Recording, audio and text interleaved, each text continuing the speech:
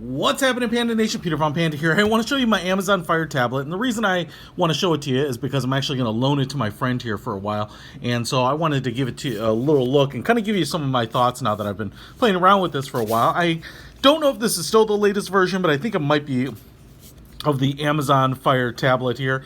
And it's a great little tablet, and the beautiful thing about it is, particularly in this one, is it is the Amazon Fire with ads. What do you call it? I don't even know what they call it, like with support or something. And that means when you load this sucker up, you're always going to get prompted for ads. It's kind of like a free, what do you call it? Like a free app, right? That keeps rolling ads. I mean, the whole tablet is ad supported, so it's pretty cool. And ironically, the less lighting is probably better here, but you get this newsstand. It is a reskinned Android experience, and so there's some good and bad, and I want to kind of share with you the good and bad. And first of all, the good is that everything is pretty snappy, and it's integrated with the Amazon ecosystem, so you can shop Amazon, obviously all the Amazon Prime apps and videos and Kindle and everything like that is here. Now I will say you go here to apps, and the problem is it provides you with the Amazon App Store. So there is no Google Play Store on here. Now there is a way to not root it, but you can download the Google Play Store. You can root it potentially, I guess. I've never done that, and you're going to be kind of stuck with what's available. And I will tell you that in my case, there have been some apps that I wanted to download on here that I couldn't do it. So I'm kind of at the point where I think I might have to go through the process. You have to download these 4 APKs or whatever and get the Google Play Store. So that might be something that you want to do. So it can be done. I can't tell you how difficult it is, but I can tell you it's not simple enough that the Google Play Store is here, which I totally wish it were, right? Okay, so if that's something that's important to you, you might want to go with another brand. I mean, that's honestly, the $50 Android tablets are not totally rare these days. I will say, though, then the good thing about this little tablet is that the build quality is pretty good. The front screen here is just plastic, but it doesn't have any flex, and it doesn't feel really cheap.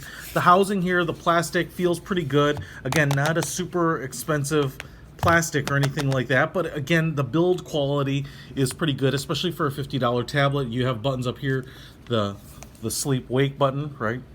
And then you also have the volume rockers. It's a little weird because of the placement, but I guess there's no good place to put them, especially on a small tablet.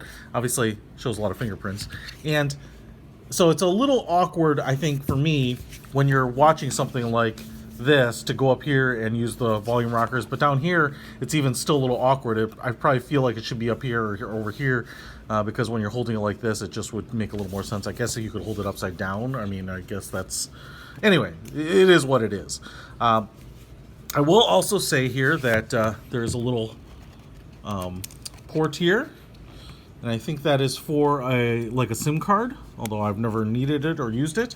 And then you do have the micro USB plug right here on the top, and now because I shut off the lights, it's probably a little hard to see. Obviously a camera, and then you have a little tiny speaker down here, which is pretty good, but obviously not great. Now, a couple of other things that I want to point out here is that its battery works for a pretty long time. I'm not too disappointed with that, but it does discharge, relatively quickly. And I guess what I'm saying is that I'm more used to the iPad batteries just lasting forever.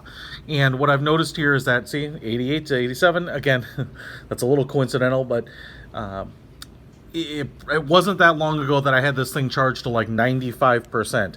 And so I just noticed, I don't know what the total runtime on it is, but I wouldn't be surprised if like an iPad is 8 hours, that this is 4 or 5. It just seems to discharge quite a bit quicker. Now, I'm only on Wi-Fi on this one, and I don't know that the cellular ones will be worse or anything like that, but it is what it is. So just kind of understand that. Now, again, I forgive so many things on this because it's a $49 tablet or $50 tablet with ad supported. That's just kind of unreal to me that it's the price of a tank of gas or a couple of movie tickets, right? I mean, you get a lot of hardware here.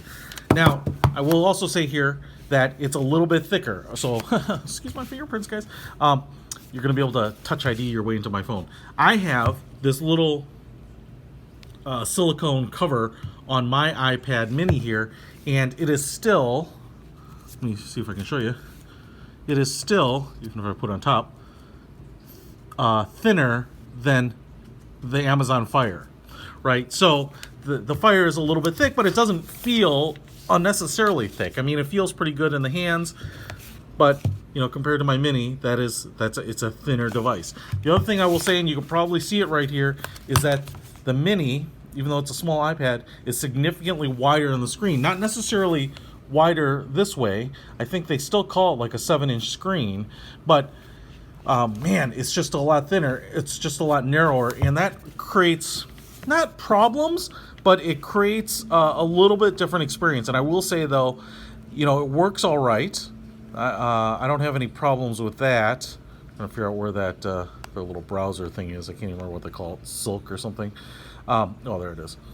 So, and look, I was trying to get into the Amazon or the Google Play Store here.